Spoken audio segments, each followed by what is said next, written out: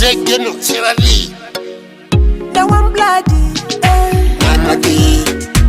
Wena namadi. Ninye muruti wakore. Nino woti namadi. Namadi. Wena namadi. Ninye muruti wakore. Nino woti namadi. Thank you so much for that song, and of course, ladies and gentlemen, my name is Godfrey Mwebaze of Godfrey Mwebaze Sports Soul TV. YouTube yafe the same thing. Erizoba indi omucheke chambara era munchirize nkozese orunyankore n'Uruganda n'Uruzungu n'Uruswahili nabyo ne biturabase kugamba turi mbarra kandi erizoba muntu unareta byinji biture no mubuza bitogo mwichiwe nanye nimpani ntina no kutina kumubuza, but anyway erizo muntu unareta ninjira bindi no manya video ye mwana mureba no warimo video ye mwareba no muchara wa sebabi umukumanya oboyi nenkamino gone gergetu ngitama chona chinko nanye nimpani ntina, but anyway kangume mbaze mboso turimbara kandi adium videos nyinshi oyireyo kugira ngo ere ya sebabe imukureba, but ni video nyinshi zayizire nakora ebyeshongoro byinji washwerwa buza anga wanje. So elizano we nareta kandi ngenda tuganira na watu gambire sango muyishi are very beautiful, very cute nguko kumureba ari kwicereza kuzanko mu video ya sebabe really it's unusual. So nico najanteriza kamurete abanze atoyanzure then tumuvuze wiki intecho natukora. So nanishaba mugenyi wanje abanze oyanzura bakutureba Soul TV, Facebook, YouTube, hona na Twitter bakutureba nabarafune ka video yakutambara WhatsApp banzo yanzure then abantu bakumanya. Ya nashimira mnongo kubareba ba Soul TV amazina ganje ninye One Blood House omukazi wa kabiri wa Sebabi na Mbibiri. Ndano murano mukazi wa kabiri abo kiri mukazi wa kabiri. Sebabi kaza kumbona already akayino mukazi. Kaza kumbona ino mukazi konka yankunda nanye namukunda kandi nyono mukazi twine bizo mukazi yichereza bandete konka kambuzi namazimo nebya serious ryo mukazi wa Sebabi ninga nebya film kandi nebishuba byanka hina kiho mukanwa kanje no mushije wa tinkukimanya soko lindeko yogera tude mu Ruganda abantu bayizoroza tusaga oli muchalo wo kubiri kitufu oli muchala wa Sebabi oba bya video shoot nebirala ntunude mu kamera ndi muchala wa Sebabi kubiri kigati kubiri namba 2 ze mukazi ate nanga bampa sembaga Sebabi mwene yabakubembaga yeah. Okay, kale tudema abantu beyanjuje mu Ruganda nabo bakutegere. Yeah, amanya gange nze One Blood omukazi owokubiri wa Sebabi namba 2. Kiki kye wayagala ku Sebabi okukiriza ko wase? Yeah, nze Sebabi na soka nga ne mulabe kyo sikatana Sebabi ayina empisa ennungi. Ekyokubiri banange nze ntya nnyo competition. Ekyantwala ku Sebabi nga abalungi bagezezaako biganye baliko competition nene so nensalawo nengamba kantwala ono ataliko competition. Ate nga n'empisa nnungi ate nga n'akasente akayina kale kyamanja galaki ng'omuwala omulungi Sebabi batakuswaza face yengeri bweti bati bikuswaza. Love is blind. Wanzi bwe baga muzungu agamba love is blind naye nze yayina ebirungi bye nali njagala sifa ku bulungi bw'omuntu wabula nkebera njagala kintu kiri munda mutima gwa muntu kyekisinga okuba ekikulu bayirawe balungi bangi beyagadde n'ofuna omulungi n'omwagala naye naakulekawo naakuleka oli nakukozesa n'omulala n'abeerako olwo. Okay, atulaba mbadde mpitayitamu mu kibuga Embalala naye nengamba kanoonye ku mukyalo owokubiri wa Sebabi era abeera Mbalala mulowooza Sebabi wa Kampala naye Sebabi Embalala yawamba dda amaka ayina eno Embalala. So kati kankubuuze ensi yonna eyagala kumanya okiisinga Sebabi? Why not? Omukyalo oba omuyina tomukiisinga? Nze owange ateredde nange ndi mulamula kuba nyambadde masiki naye fesi ya Sebabi kale tuganye ffenna Katonda yatutonda atwagala naye omuwala omulungi nga gwe okiisinga otya Sebabi bannange? Kale kati wulira ono byanyumya wotuukira okumwagalira akuwasa embaga nga kisi yeegaana abayi abatulaba nange bimpweddeko naye nga ge mazima so atubulire nga tuvudde ku Family Matters tudde ku music latest kayimba kyakaliwo kati audio wa video audio gyenyina essaawa zino ng'era mu wiiki ng'emu ngenda kushutinga video nina audio ne Camille gye nakoze Jose Chameleone eyandibadde eriwo eringa eri mu trending nga yeno eya Amate gye nakoze ne bba wange Sebabi ng'era tukakasa ensi yonna nti guy ali handsome naawe tufera naawe gwekyo gwokimanyi nze kumuze mulungi kakati Sebabi muganda sikyo kati eno yakulosinga atya najjeno nze Sebabi namuwuliranga namulabanga ku TV najjanga eno okukola ebivulu naye olunaku lwe twasinkagana aze ku birthday ya mukwano gwe era gye yansangira ne mulaba ne tukkiriziganya kuba yali serebu nange ndi serebu kyekigaana briefly oyogedde ku kya celebrity atubulire video zimeka zozze obeera muntu tumenyere ennyimba zonna nyina mbadde nga actinga mu video z'abalala wano mu Western Lilian bangi abaana be mbadde actingira mu video zaabwe nyina ezange na ku hit yange bagiyita owashwera buuza nyina videos nyingi so anakugamba nti zino naye video sofa eriwo eri mu trendinga everywhere ye video ya Amate Amate wenkamate bisha matono no maisa seba venu wamate of course anyona ndebe chirankamate kusaidia ngalabikanga mata nawe goine wakakulabikiranga ki ngamata Walala emuke Namate Wina namate Ninye bulungi bwankole nina bwoti namate Namate Wina namate Ninye bulungi bwankole nina bwoti namate Kutwala wetwankole hazoijonyajule Abana wenda kuhe tuli abatunzi entoshashule Rahuka waleba mahembe gentontere kati kambuze gwokwagala Sebabi abasajja ngaffe abali presentable nga bano bakazungu bano bali bakubuze oba abasajja baali wona nti kiri kyenkugambye muliko competition mujoga mwerabawo buli kimu kyonna kati gwe byenjogedde byonna gyogwa so kati nze neje sibisoba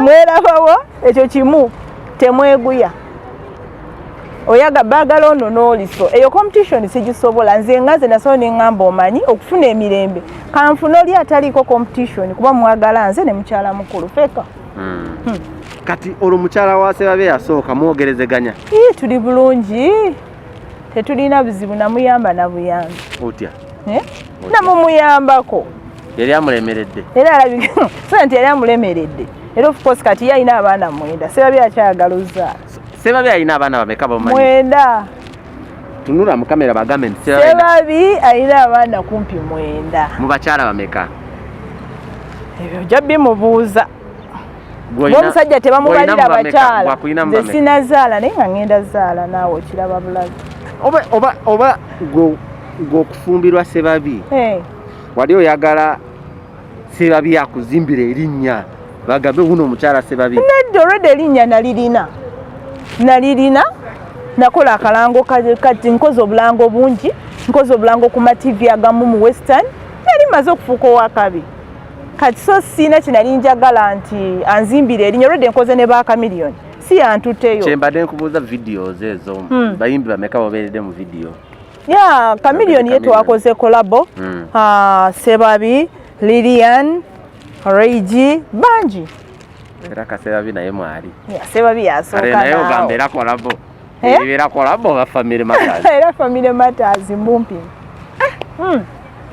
kyewuunyisa kirinomo kusanga omuwala omulungi nga gwe ng'asobola Sebabi yena omutijisa anti kati kyenkugamba awaba ekibi wabeerawo ekirungi gwe kyolabanga ekibi ze nkirabanga kirungi sayidi ki ennungi eya Sebabi ayina empisa ayina love ayina care si mwenzi ate mwe kyemuli abalungi kyemuli gw'abasajja bonna ogutadde ku nze anti kati nawe oli mulungi ge mazima kati olaba ofaanana Sebabi kakati twogere ku family sebabi bamutwala ewammwe like abazadde bo ne bakkiriza mu ddala kituufu abazadde bange bo tusooke tukireke ekyabazadde bange ekyo tukiveeko naye gwe kimanye nti yankuba embaga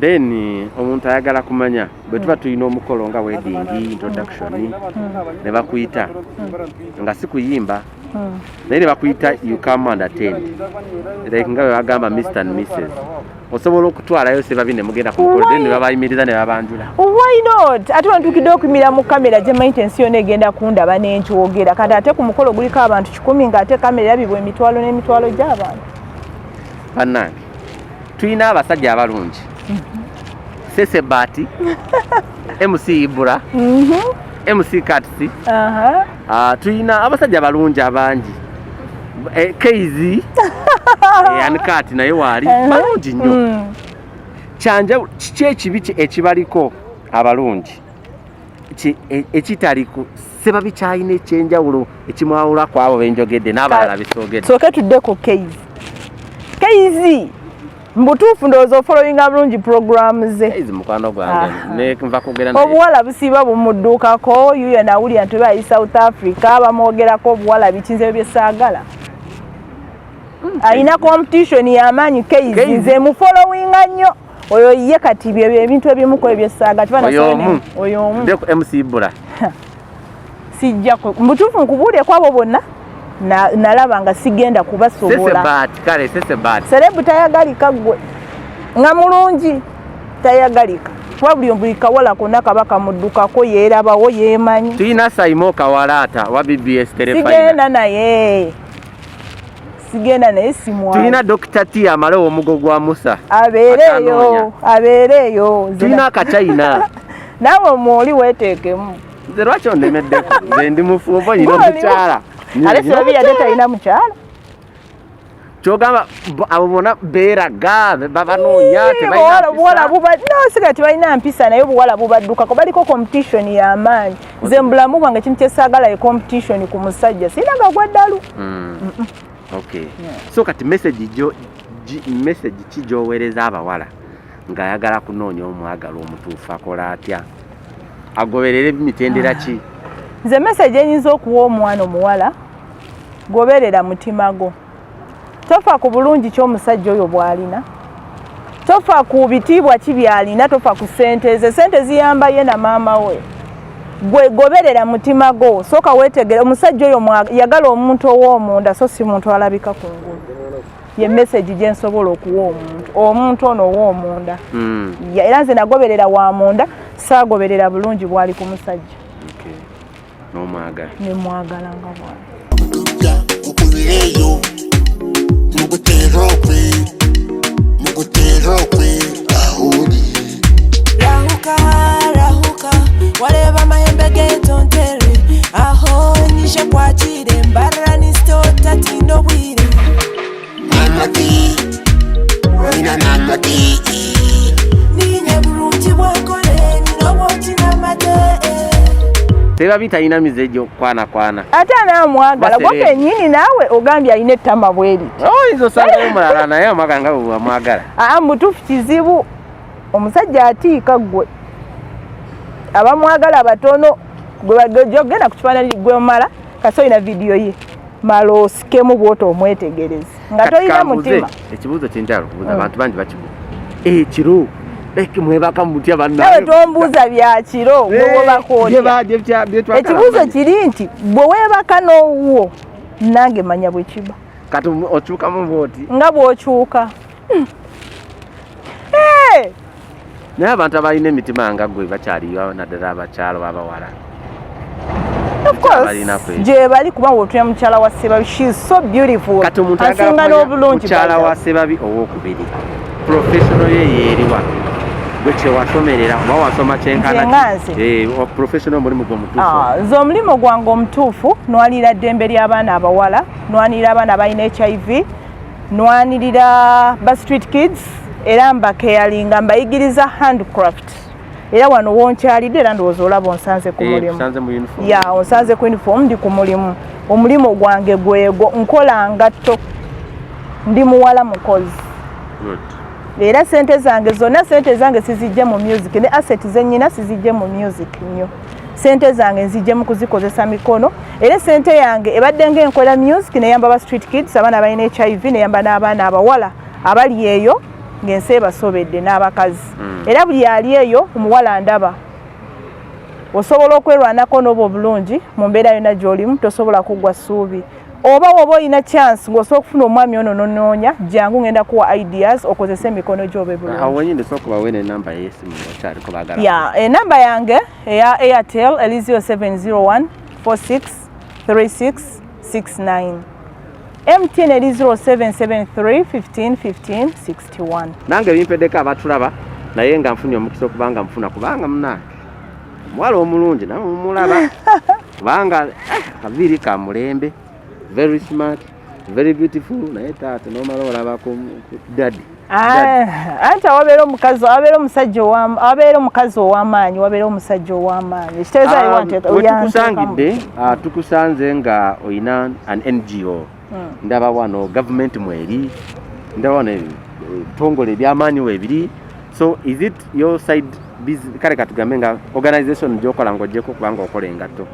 otambula mu bitundu ebyenjawulo oba no nze ebitongole bingi bibadde bijjanga nebinkozesa azine nembanga omukozi waabwe niwebanga si bitongole nange kennyini nze nkola mu the innovation village ndi omu ku baana ba the innovation village ngenda village kyalo ku kyalo nennonya abantu abali obubi ennyo abateesobola nemba kuŋŋaanya nemba wa ideas bwe mmala obayigiriza nga nze free of charge tekuli ansasula even n'ekitongole kyenkola tekinsasula ku olwo olunaku nkikola nkijje ku mutima gwange kati bwe mmala obayigiriza ekitongole kyenkola the innovation village ejja nefollowinga abo abaana nebawa capital startup ne batandika ne bakola nabo ne basika abalala bwe bato tulwanisa obwavu tulwanisa siriimu tulwanisa abaana ababonaabona babeeko kye beekolera. Okay. So nga tumaliriza interview yaffe we are almost about to finish. Naye kyembadde ndakuma kati mu mbalala muno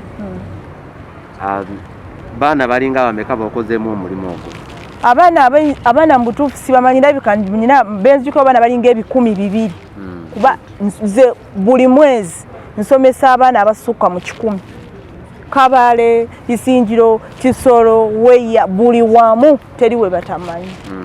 Ate nga bonna bayigiriza free of charge. Kati abaana bangi balina stress engeri tubadde mu lockdown nga tebasoma bamu baganye n'okuddayo ku masomero. Kati omuntu alina ng'essomero alina abaana balabirira agala kuyita ogereko nabo akola atya?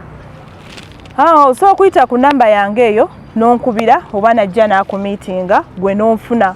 Nsobola okuzimbira omwana wo. Yes, nkuwadde omulimu. Nsobola okuzimbira omwana wo niwe mba simuwadde ideas. Nsobola okumuzimbamu ekintu. Ekigambo kyange nze nyina background story yange etali wano. Bwe ntuula ne mugamba ne mulaga gye nfudde ne kati bwe nfuula okuvaayo nfuuko wakabi asobola okukyuka n'aba bulungi. Naye kimanyi nti oli wakabi nnyo. Nange nkimanyi. Kubanga wenkunoonyeza tukunoonyeza ekibuga kyonna. Era ne bwe tukusangidde ng'oli mu kukola. Era mbebaza munange abakyala tebakyayagala kukola baagala tubawe abambi babawe abambi batayagala kukola gwoli mukyala apatikana akola message gy'obaweereza abatayagala kukola nyina ekintu kyembulira naddala omukyala ali eyo ng'ondaba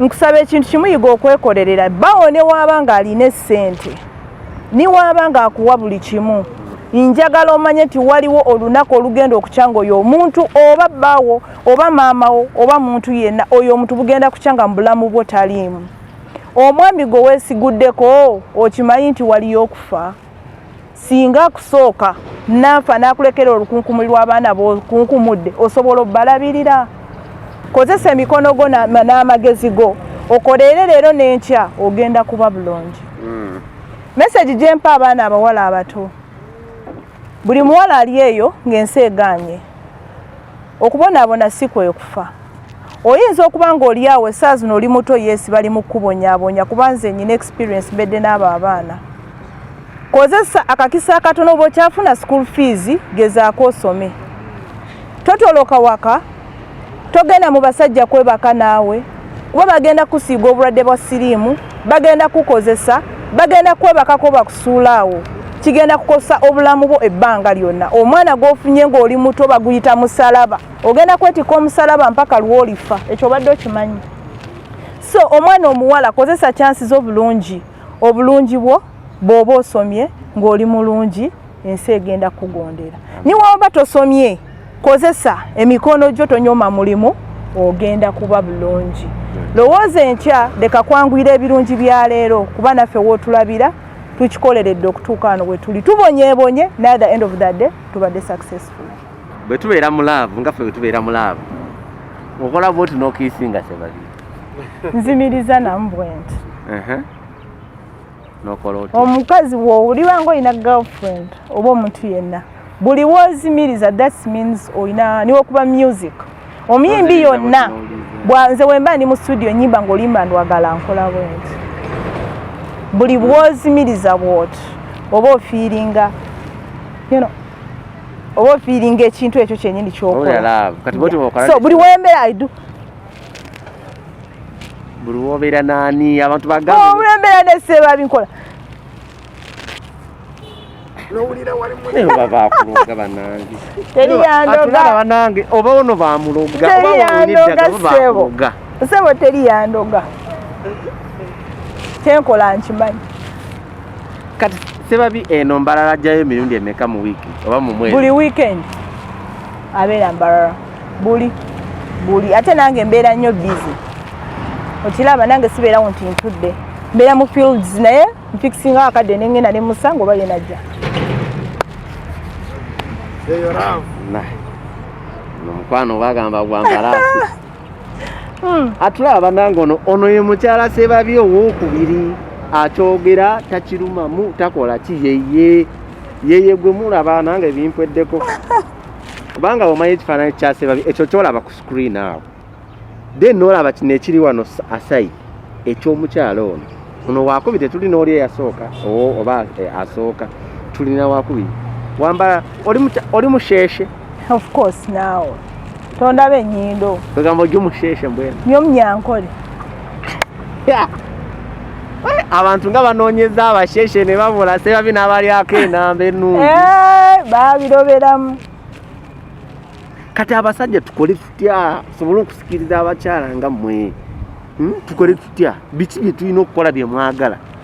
Okusooka mulekerawo okwemanya, olina okubeera hambo. Lekerawo omugugu gw'abasajja bonna bakachina abayibola baani ekyosoka kya benna aladdala keizi oyo keizi ng'omuremedde tandyangako tankubiranangako byokulya naye madenga mufolo oyo nyinake nedda singa mbadde nkalina tesandigenze wa Sebabi nandisaze bwenti. Mubadde ombuulira bye tulina okukola ogambe tweba ekyosoka kya byonna respect, tubeerenga ne respect. Ekyokubiri tokozesa mwana wa muno nga togenda muwasa, oba bw'oba mu meetings mugamba amazima njagala kulyamu buli naye leeta omulimba kumusuubiza bw'oba mulina obuzibu buli bumu omusajja agenda kusaana gamba one blood I love you nkwagala era gw'osinga biki kumbe oyagala kundyamu. Olumala okundyamu ng'osikawo ng'enkya ofuna Susan n'oluddako ng'ofuna omulala. Byebintu ebitumenya emitima. Oti nkwade example linnya gosoko bireke kidde mutoyega Susan siye kale katukiddemu kale.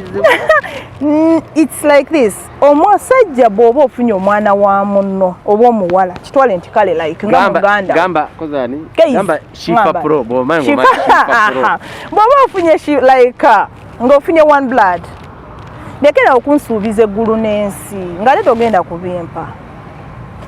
Ekizibu ekyo nti ojja n'onfuna nze one blood n'onkwa n'ongamba nkwagala biki n'osuubiza bukimu n'enkuwa omubiri n'obulamu. Enkya ne weggala Shifa Pro n'ova ku Shifa Pro n'ogenda ku mulala ewa Emily Kikazi owaani bonna. Kati nze mbadde nsaba gayi bw'obanga ofunye omuwala yimirira mubuulire mazima. Kachina bw'oba okuva ku baana b'abandi, Kachina bw'onaabanga ofunye omukazi ne kazungu, bw'obanga ofunye omuwala nga mu butuufu we togenda kumuwasa, togenda kubeera naye mpaka mugambe omanyi mpaako njagala kulyamu buli. Omuwala agenda kukkiriza bw'aba ayagala kulyamu buli akkiriza omulyemu ni bw'ona omukyala tekigenda muluma. Ate oba oyagala omuwala oyo abeere girlfriend we yennyini mugamba amazima nkwagala. Agambe manti mutera oline bagamba amazima ng'ogaana ogamba ondi ondekaawo. Iya mulimu abakkiriza alimu abawala aba eat and run. Okimanyi abawala abangi kati eat and run be bangi. Oyina ssente zo n'ojja n'omuganyi n'ebiri bamusikawo. Oyo muwala taba na buzibu naawe. Naye teri kintu kimenya mutima nga kunsuubiza mbonjagala kakyayina. N'omala okuŋŋamba mbonjagala. Ate at the same time n'onkozesa ate n'ogenda n'ofuna Shifa Pro. Ebyo biruma. So nga tumaliriza njagala abantu babulire exactly business z'okola. Abakirayants bakwetaaga bakunoonye obayambeko babulire social media handles zo Facebook zo n'enamba y'essimu tukigali. Business ezange ayagala music wo. Ayagala music yange osobola ogenda ku YouTube no searchinga One Blood oba osobola okunfuna oba n'ogenda ku Facebook page naye nyina Facebook page eriko ne One Blood oba n'ogenda ku account ya Sebabi naye osobola okunfuna. Then business endala zenkola kyekyo kyenkugambye endabirira abaana it's like NG tulina gunje tukola nkola mu the Innovation Village bw'osobola okunsanga wembesingira wenkeyalingira abo abaana bonna ba orphanage ki wonsanga.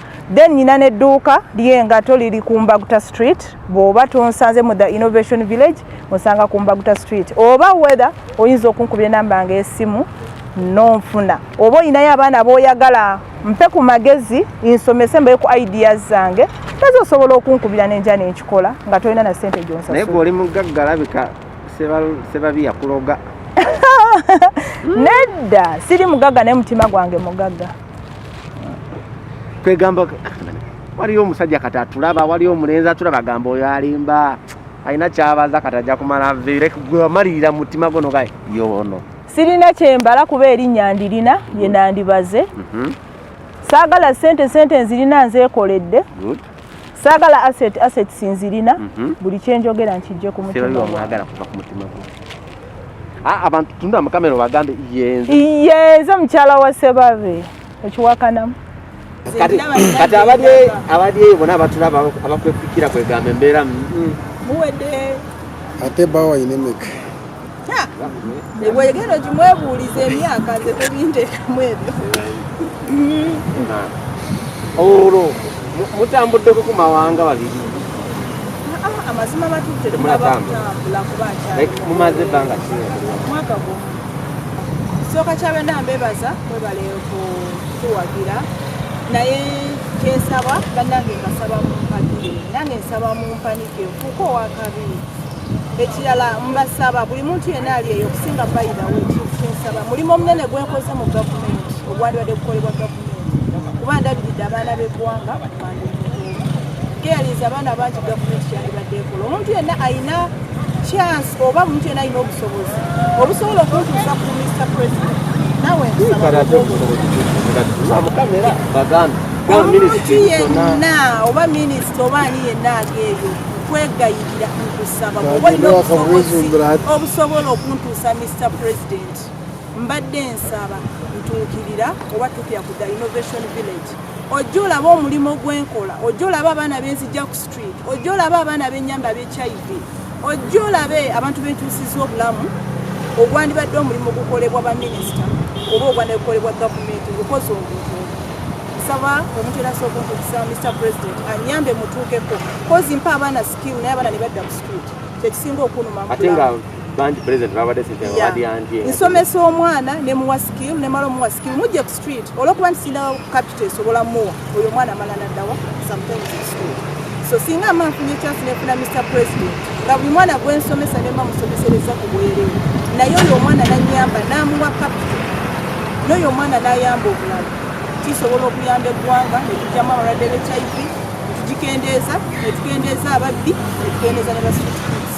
abaana abenyina ba street kids bebavaamu amata naye wemba mbawadde skill bafuna capital bebatega bomu naye wemba nga nsobodde okubawa skill ne bafuna capital the better Mr. President nkwegayirira bw'oba nga gy'oli ondaba ngaoli ddala ng'olumesegi esemba omulali kusaba kindly njagala kumitinga nkulaga abaana b'eggwanga bennyambye abali mu abantu abasinga abatera okulabirira abaana balina HIV batera okubanga nabo balina HIV ng'oli mulwadde wa siriimu. Nze nga kirungi okimbuuza amazima amatuufu siri mulwadde wa siriimu naye nyina background eri painful bwonfolowinga nvudde mu bulamu obukubi nze nabaako obulamu gyenvudde bubadde bubi nnyo bwanfoosinga okufuba kwabo abantu abali obubi basobole okububi life gyentuseemu embi eyanfoosinga okusembeza abaana abasigadde naye nga HIV amazima thank the almighty nkyalimu. Osuubira okuzaalira sinabi abaana nga bameka naye wesibye kuseba bibanna sinabi banna twefe tumanyire pulaani zaffe mutuufu ekyo tukireke zaagala nkisuubize mu kamera muno ekyo katukyesigalise Katonda yasalawo Katonda yamanyi era yamala already n'abaana ninalikome nina enkumi n'enkumi z'abaana biza n'obutazaala kubanga nina omugugu mungi tumutwe kati bweziri ate kati mukuzaala essaawa zino waliwo ekibuuzo kye njala okubuuza naye asawo omwoyo